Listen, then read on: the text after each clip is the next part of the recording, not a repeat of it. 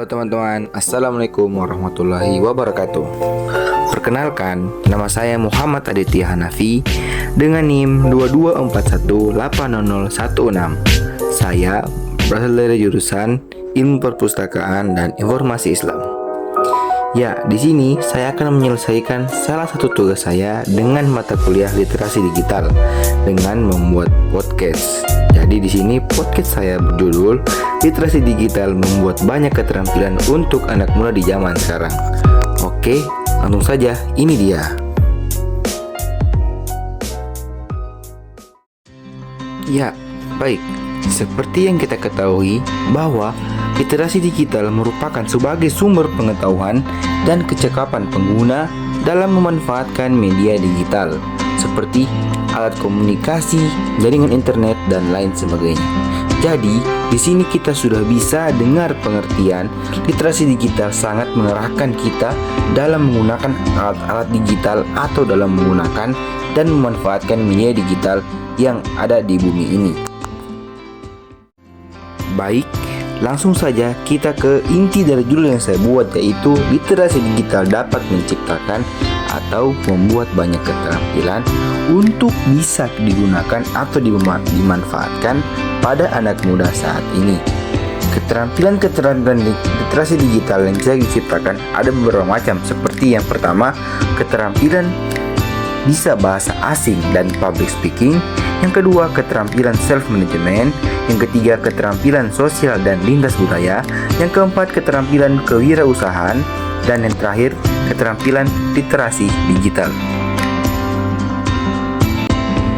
Jadi, kita langsung ke poin yang pertama, yaitu keterampilan bisa bahasa asing dan public speaking. Dengan kemampuan berbahasa asing akan sangat memudahkan untuk kita berkomunikasi dan mengerti berita yang datang dari setiap penjuru dunia. Kemampuan berbahasa asing juga dapat memberikan lowongan pekerjaan yang sangat besar, seperti contohnya di Morowali yang sangat membutuhkan bahasa Mandarin dan gajinya itu cukup lumayan besar. Mungkin teman-teman ada yang tahu bahasa Mandarin, jadi langsung aja ke Morowali. Lanjut, yaitu public speaking. Public speaking merupakan kegiatan komunikasi lisan yang dilakukan secara langsung di muka umum atau di hadapan kelompok orang. Hal ini dapat membuat kita pintar berbicara di depan orang tanpa ada hambatan sedikit pun dari cara bicara yang kita. Contohnya, ketika kita berorasi di demo atau saat kita melakukan presentasi di kelas. Baik, itulah tadi dia penjelasan sedikit dari poin yang pertama. Jadi kita lanjut ke poin yang kedua, yaitu keterampilan self-management. Kemampuan ini untuk mengatur waktu dan sumber daya pribadi kita, serta mengelola stres dan konflik dengan baik. Yang bermaksud di mana yaitu dapat mengatur situasi yang ada di sekitar kita, sehingga situasi tersebut tidak tambah parah atau kacau. Lanjut ke poin yang ketiga, yaitu keterampilan sosial dan lintas budaya. Keterampilan ini memungkinkan individu untuk berinteraksi secara efektif dengan orang lain. Misalnya, mengetahui saat yang tepat untuk mendengarkan dan berbicara, dan bagaimana memperlakukan diri secara hormat secara profesional. Bekerja secara efektif dalam sebuah tim yang memiliki anggota ragam, seperti menghormati perbedaan budaya dan berkolaborasi dengan orang-orang yang berasal dari berbagai kondisi sosial dan latar belakang budayanya. Ya, baik, kita lanjut ke poin yang keempat, yaitu keterampilan kewirausahaan. Kemampuan ini untuk berpikir kreatif dan inovatif dalam memecahkan masalah serta memulai dan mengelola bisnis yang sukses. Ya, maksudnya di sini yaitu kita bisa dapat mengelola bisnis dan usaha kita agar berjalan dengan lancar tanpa adanya hambatan sedikit pun. Emang sih, dalam membuat usaha itu pasti ada di mana usaha kita itu dalam keadaan yang terpuruk atau yang keadaan dalam sangat kacau. Jadi, dengan adanya ini kita bisa membuat usaha kita itu bangkit kembali dan berjalan normal seperti biasanya.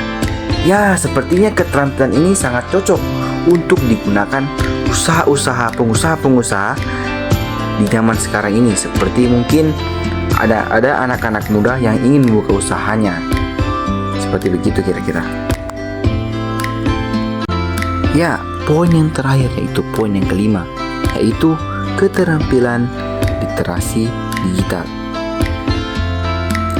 Kemampuan ini untuk memahami dan mengevaluasi berbagai media dengan kritis dan memilih informasi yang tepat.